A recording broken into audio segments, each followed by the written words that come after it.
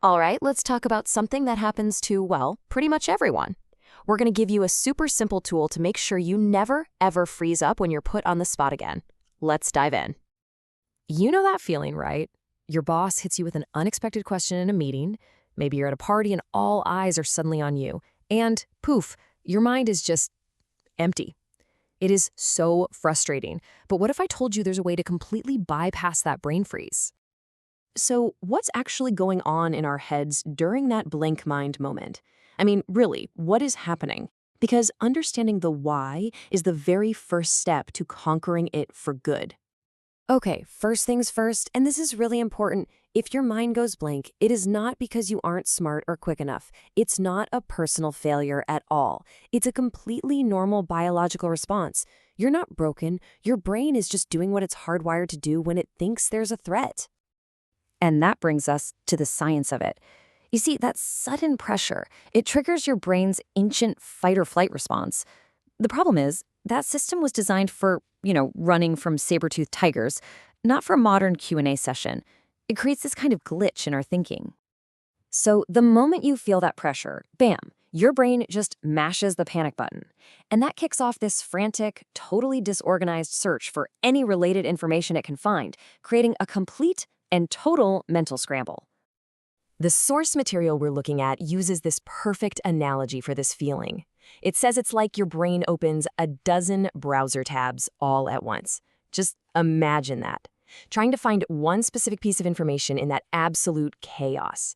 That's what your brain is trying to do, and it makes forming a coherent thought pretty much impossible. So, with that much information overload, what happens? You get a system crash. Your brain, it's just unable to process all that chaos, so it shuts down your access to higher level thinking. And that's when you go blank, you get tongue-tied, you literally can't find a single word. Now, the alternative to freezing? Well, it isn't much better. Instead of just shutting down, your mouth starts trying to verbalize all those scattered, unorganized thoughts. And this is rambling, what the source material calls the second worst thing that can happen.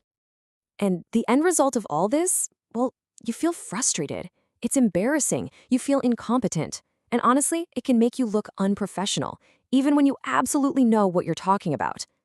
This is the problem we're here to solve, for good.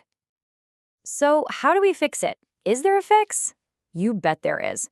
What we need is a cheat code for our brain, a really simple tool that bypasses that whole panic response and gives our thoughts the structure they are desperately craving in that moment of chaos. And that cheat code is something called a framework. Just think of it like a pre-built mental filing system.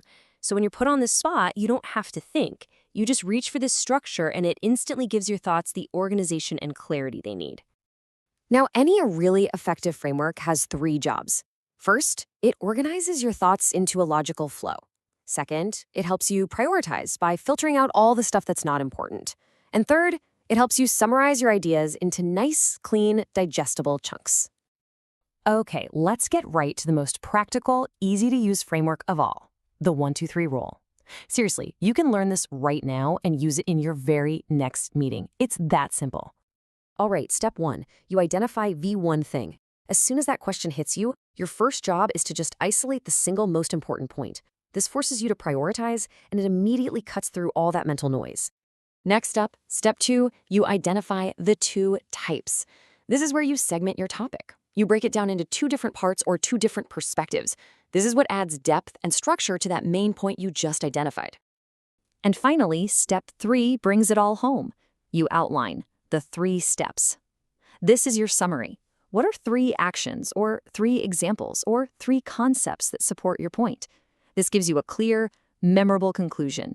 1, 2, 3. That's it. Simple. All right, theory is great, but let's see how this thing actually works in the real world. Let's run through a few common scenarios where you might get put on the spot. Okay, picture this. You're in a meeting and your manager turns to you and asks, "What's the #1 factor for improving team productivity?" Instead of freezing up, you just mentally grab your 1-2-3 framework. So you could say, well, the one thing we really need is standardized communication. This helps in 2 key ways. It improves our internal efficiency and it provides external clarity for our clients. I'd suggest 3 immediate steps: daily stand-ups, a shared progress tracker, and really clear sign-offs. Boom. See that? Organized, clear, and super confident. Let's try a more casual one. Somebody just asks you, hey, what do you think is the main benefit of regular exercise? Again, instead of just rambling on, you use the framework. You could respond with something like, for me, the one thing is definitely mental clarity. It really offers two kinds of benefits. There's the long-term stability and then that immediate stress relief. If you want to get started, I'd suggest 3 easy steps. Define a really simple goal, use daily breaks just to move, and find a partner to stay accountable. Structured, thoughtful, and actually helpful. Okay, how about a really tricky one, a technical question during a Q&A, like, can you define AI for a layperson?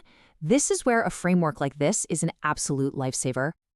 Sure. The one thing you really need to know is that AI is about teaching computers to learn from data. There are 2 main types you hear about: machine learning, which finds patterns, and natural language processing, which understands language. The whole process usually involves 3 steps. You collect the data, you train an algorithm, and then you deploy the model. Just like that, you sound like an expert, even under pressure. You have to realize that this isn't just a little communication trick. By practicing this 1, 2, 3 rule, you are fundamentally rewiring how your brain handles pressure. You're basically giving yourself a new superpower. And that's the real goal here, right? To transform that feeling of dread into one of genuine opportunity. To actually feel ready and maybe even excited to share your ideas, because you have a tool to do it clearly and confidently every single time. So I'll leave you with this question. Whether it's your next team meeting, a big presentation, or just a dinner conversation, where are you going to use your new superpower first? Thanks for tuning in.